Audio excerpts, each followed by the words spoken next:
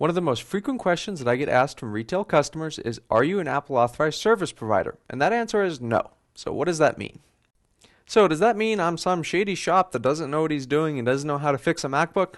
Absolutely not. So what that means is we do not have to provide blanketed solutions to problems because we actually know how to fix stuff. So when you go to the Apple Store or Apple Authorized Service Provider, they examine the device, and let's say it doesn't power on or has any liquid damage, they apply a predetermined solution that often includes like replacing the top case, replacing the logic board, replacing the screen, or essentially giving you a new device.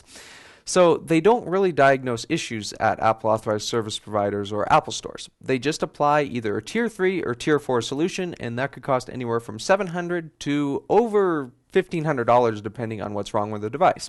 So let's say you go into the Apple Store with a liquid damaged MacBook. They basically have to replace everything that can be the issue. So we're going to use an example here. So we have an A1932 in here that the Apple Store quoted, or an Apple Authorized Service Provider quoted over $1,000 and said it was decimated from liquid damage. There was liquid damage on the logic board, trackpad, keyboard, everything.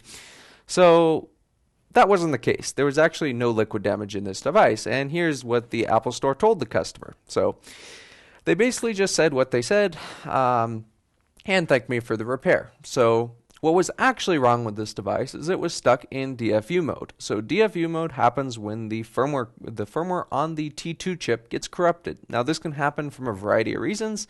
Sometimes the device will do an update that goes wrong. Sometimes there's some background process that the T2 really doesn't like and it just decides to corrupt itself. It happens. The T2 is a very buggy system, and I'm very glad that they're doing away with that in the new M1 series MacBooks.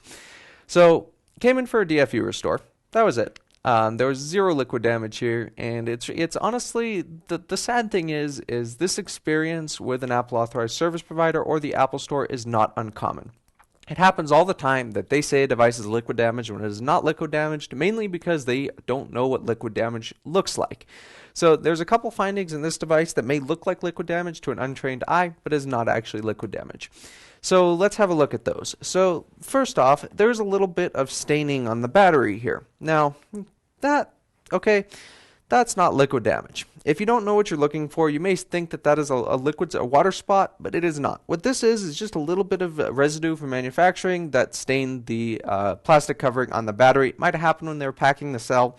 It's common. We see that a lot. The second common thing that people mistake for liquid damage is a little bit of flux residue on the board or on the trackpad.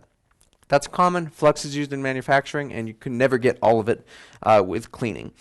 So let's go ahead and have a look at the board, and let's see how much diffuse liquid damage we actually find. Let's switch over to our microscope view here, and let's have a look. So first off, let's look at the trackpad. So the trackpad is right here. You can kind of see it through the top case. You see a little area that looks like liquid. That's not liquid. That's just flux residue. Does not mean that the device is liquid damaged. Again, that is present in all manufacturing processes, and you could find plenty of it on any printed circuit board.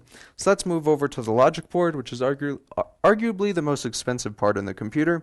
We have our PMIC area, which is pretty common to get hit by liquid on these, and that is very, very, very clean. There's no liquid there. Another common area is going to be these regulators right around this area. And they are clean as well, and the liquid damage indicator is not tripped. So there's no liquid damage here. Again, by the USB-C port, clean as it gets. Normally, the Apple stores go by either visible corrosion or tripped liquid damage indicators. If you live in a humid environment, then liquid damage indicators can just trip by themselves. And there's none of that in this device. Here is another common area where liquid hits on this device. This is the audio board, and there is no liquid there, just a little bit of flux residue. So when you're getting your device repaired, you have a couple options. Don't automatically assume an Apple Store and Apple Authorized Service Provider is your best bet, because they're often not. They are often not very honest and stuff. They have an incentive to sell you a new device. Independent repair doesn't, yet independent repair is still seen as less credible than manufacturer service, and that is not the case. With this being said, there's plenty of independent repair stores that don't know what they're doing. I'm not sticking up for all of them. I'm just saying, if you're quoted like this from an Apple Authorized Service Provider, always seek a second opinion from a third-party repair store like my own that does good work. That is it for today.